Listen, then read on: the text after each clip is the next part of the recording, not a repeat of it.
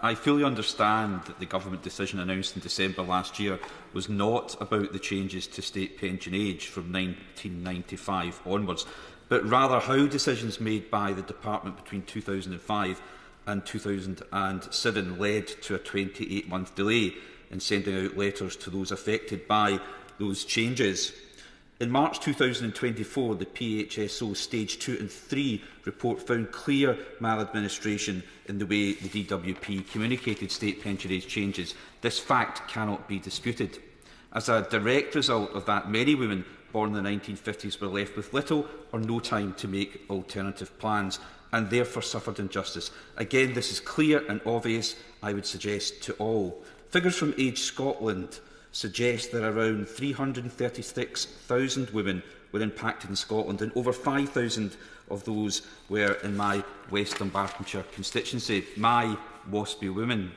Like Elizabeth Daly, Elaine Newfield and Maureen McGrath, I could list hundreds who have contacted me to share their own personal stories to help me understand that this is not just about figures or statistics. Liz, who cared for her desperately ill husband, her retirement plan wrecked, their lives destroyed, years of suffering.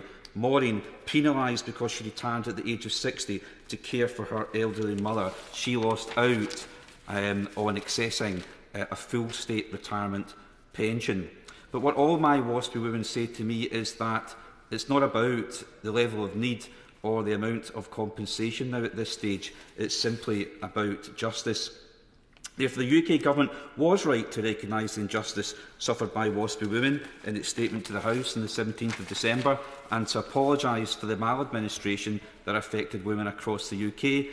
And of course, the steps set out by the Government to ensure this does not happen again are welcome. But we must learn the lessons and always set a clear timetable of notice of any future state pension age changes. However, an apology is not enough. I urge my government colleagues to look again at the Ombudsman's report and all its recommendations, refusing to comply with those instructions, refusing to set up a compensation scheme for maladministration, ignoring this key element of the Ombudsman's report not only undermines its role and function, it is, in this context, unprecedented and sets us on a very dangerous path. For any government to reject the recommendations of the Parliamentary and Health Service Ombudsman is extremely rare. Between 2018 and 2021, the PHSO made a total of 811 compensation recommendations. Only one of these was not complied with, 99.9% accepted. Therefore, this is highly unusual and, in my opinion, corrosive.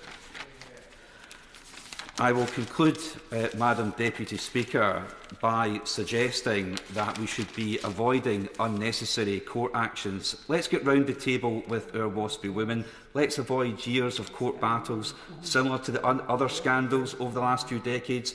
Let's urgently review and explore what schemes this government can consider and offer financial redress to the 1950s women who deserve justice and deserve to be properly compensated for past governments' maladministrations.